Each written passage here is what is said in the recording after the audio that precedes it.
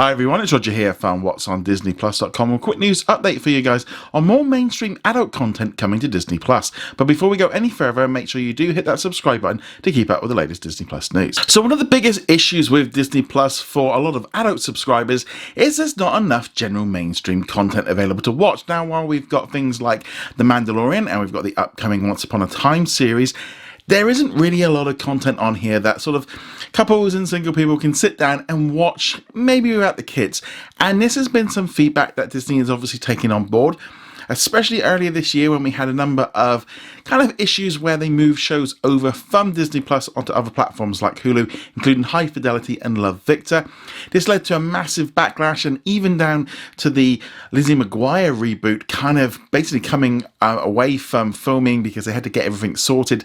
That seems to be all sorted out over the lockdown and has been able to work everything out. But also Disney Plus has become a little bit more risky. You know, we've had Black is King, we've also had Hamilton, and generally they seem to be taking a few more risks. According to a recent tweet from YouTuber Grace Randolph, I've got a big scoop for you. I'm hearing Disney Plus is definitely creating an adult section for Fox and Touchstone content. You'll need a PIN code or something like that to unlock it, as it's got parental control. Now, I had a lot of people contact me about this tweet once she made it, and I'll be honest, I do watch Grace's videos all the time. I really do enjoy her content. However, with this, I think there's a couple of things to be aware of. Now, as far as them adding sort of buttons like we see with Marvel and Star Wars with Touchstone and also 20th Century Studios, I wouldn't be at all surprised if that did happen, especially with the amount of content that's been added recently. We've had The Greatest Showman, we've had the X-Men movies, we've also had, for example, Bend It Like Beckham, which is going to be coming soon. So things like that could all fit under that banner, and I think Disney seems to have worked out what they're doing with the branding, and I do think that could work. However, there is one key part of this which I don't think a lot of people are aware of, and that is Disney are planning on launching a brand new service called Star, which are going to be launching internationally, and this is going to be holding content from ABC, FX, 21st Century Studios, Searchlight, and also Freeform. This was all announced during Disney's last quarterly financial results, and Bob Chapek did announce that this is going to be a new streaming service, but he also said, "And to this end, I am also pleased to announce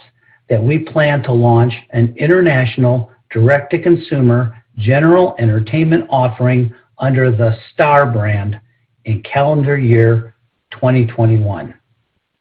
Mirroring the strategy we successfully pursued with Disney Plus, the offering will be rooted in content we own from the prolific and critically acclaimed production engines and libraries of ABC Studios, Fox Television, FX, Freeform, 20th Century Studios, and Searchlight. In many markets, the offering will be fully integrated into our established Disney Plus platform from both a marketing and a technology perspective.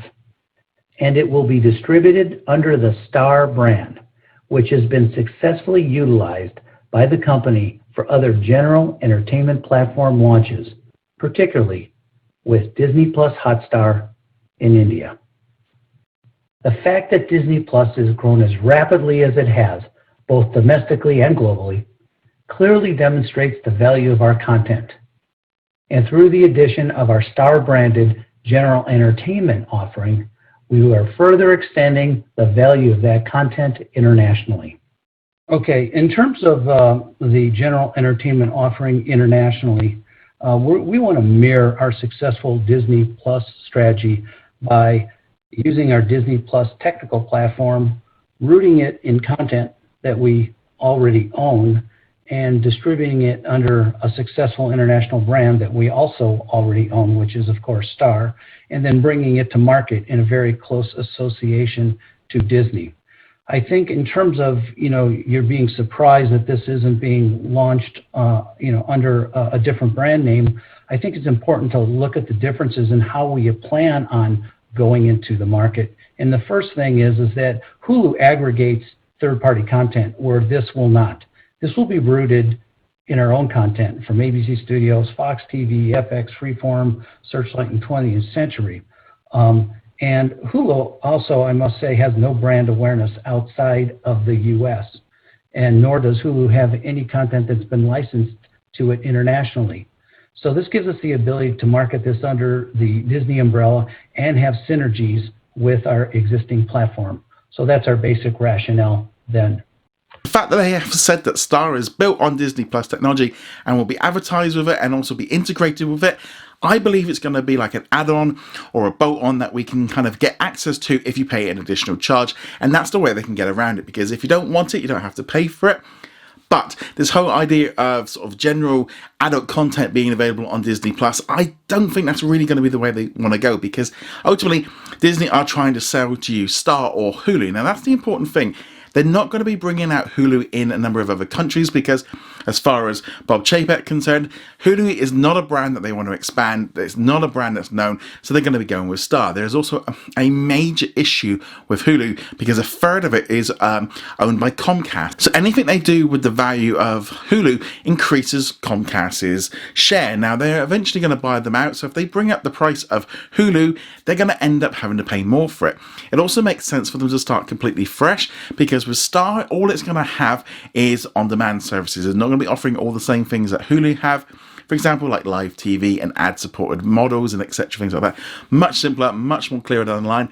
I don't think that Disney are going to launch a brand new streaming service as well as Disney Plus. I think they're going to do the Disney Plus Hotstar route that they've done in India and coming soon to Indonesia, where they kind of put everything all into one and make one solid app.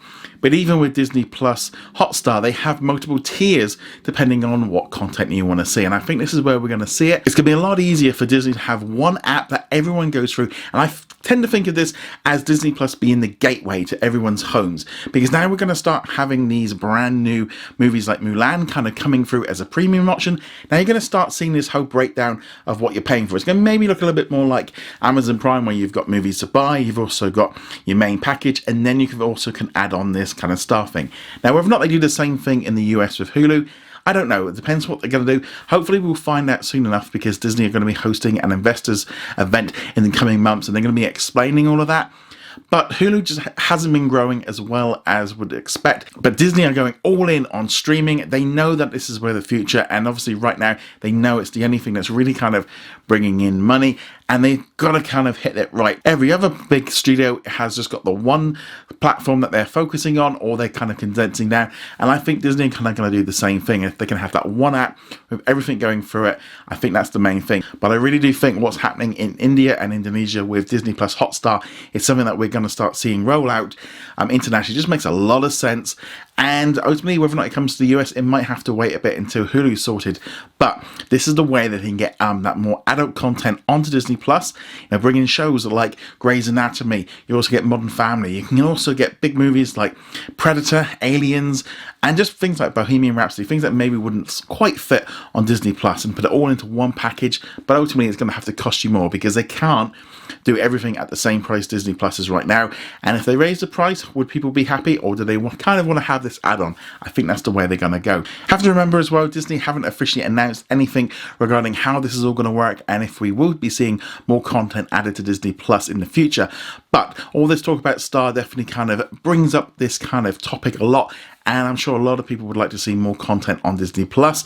Now, Disney have said in the past that they don't want to put R-rated content on there, but I think things have changed. The management structure has completely changed since they announced all of that, so we're just going to have to wait and see.